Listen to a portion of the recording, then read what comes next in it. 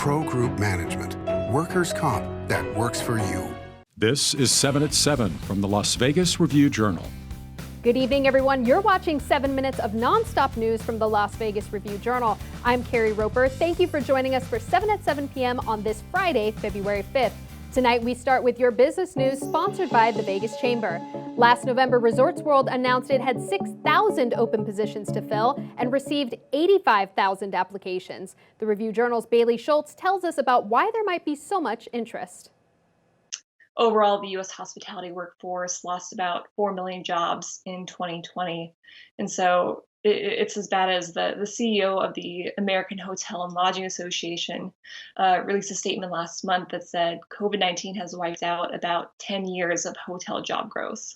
In more business news, local developer Jeff Lepore has announced plans for a new industrial complex at the corner of Maryland and Sunridge Heights Parkways in West Henderson. The Review-Journal's Eli Siegel tells us more about this project. It's his second industrial project out there in the last few years. He also recently built one near the Henderson Executive Airport.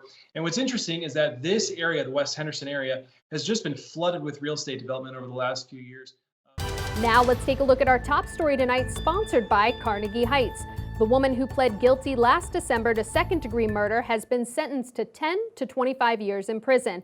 Crystal Whipple drove over and killed a Las Vegas nail salon manager, New Annie Knock Wynn, in December 2018 after failing to pay for a manicure. She tried to drive away. When Wynn and her boyfriend followed to stop her, Wynn was struck and killed. The judge who delivered Whipple's sentence called Wynn's death nothing short of a tragedy. Well, caucuses in Nevada may be a thing of the past. At least that's what a bill soon to be brought to the state assembly is seeking to do. Our reporter James Schaefer has more. It was technical difficulties in Iowa's 2020 caucus that first led supporters to question the effectiveness of the caucus system. In Nevada, former U.S. Senator Majority Leader Harry Reid said, "My number one priority is getting rid of caucuses.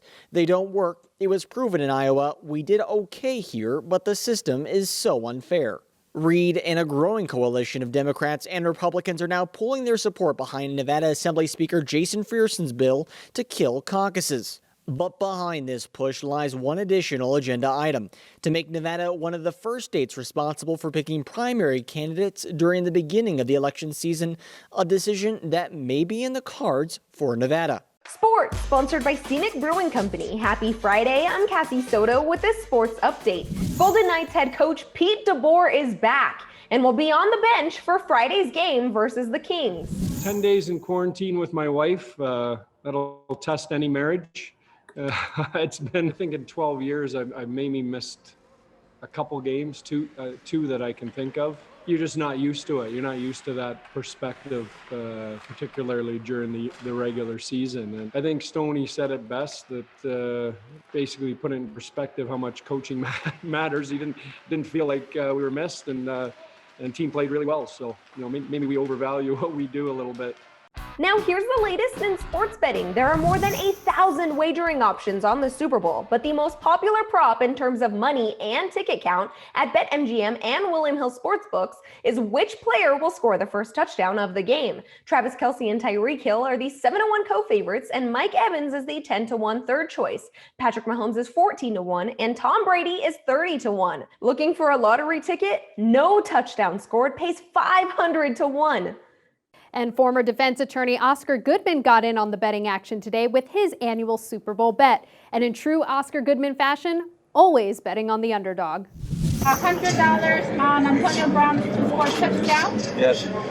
Sunday's game. Perfect. You want a couple more? Just one touchdown, right? Just one touchdown. Okay. So an extra drink tickets. How about that?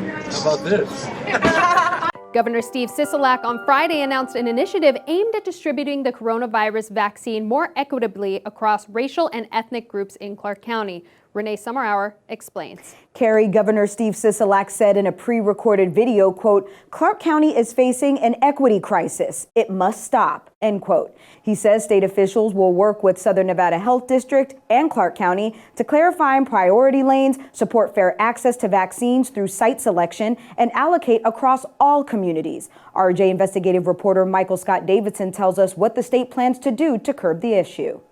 The governor is referencing data that shows Black and Latino residents of Clark County are getting vaccinated at rates disproportionately low to their share of population.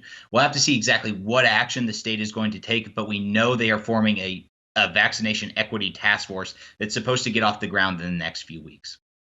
To watch the governor's full address and more, log on to lvrj.com. Carrie?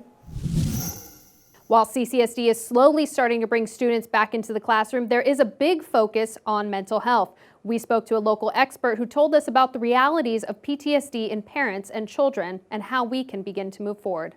Parents, caretakers, teachers, and our children are suffering from one form of PTSD or another, and that is stress. Just the thought of letting our children go now is anxiety on its own, but you know what? It's time. And I think communication is a way of connecting, like really asking them, how are you? How are you feeling? How do you feel about separating from home back into school? How do you feel about seeing your friends again? Now it's time for your weather, sponsored by Michael Gaughan's South Point Hotel, Casino, and Spa. The weekend is here and we can expect more of the weather we've been experiencing the last few days. Highs will stick around the high 60s, getting close to hitting 70 degrees, as well as lows around 40 degrees. And just like what we had today, looking ahead to next week, it's looking to be just a bit warmer with highs in the low 70s, though it looks like we will see some clouds. In your lifestyle news, sponsored by Las Vegas Motor Speedway, get ready for Valentine's Day at Honey Salt's Valentine's Day pop-up shop on February 12th. The Summerlin restaurant is hosting several local businesses from noon to 4 p.m. like D. Berkeley Jewelry and more for you to find that perfect gift for your Valentine. A percentage of proceeds will benefit the Las Vegas Fashion Council Scholarship Fund. In your entertainment news, downtown Las Vegas's newest addition, Sonic Rodeo, is bringing a multi-platform space for musicians and bands to rock out. We spoke to the founder of Sonic Rodeo, who told us about the importance of this space for local entertainers. By starting Sonic Rodeo, we've found that there is a great need for a much higher level of rehearsal experience. A rehearsal space, retail sales, luthier repairs on site, and live streaming capabilities that we can really deliver everything that a musician could need. That's all for today's 7 at 7 p.m. from the Las Vegas Review-Journal. I'm Carrie Roper. Thanks for joining us tonight. Remember, you can also catch us on Roku, Facebook, and so much more. And we hope you'll join us again bright and early on Monday morning for 7 at 7 a.m. Have a great night. Review-Journal Studio, sponsored by Adam Kuttner. Get the maximum settlement as quickly as possible.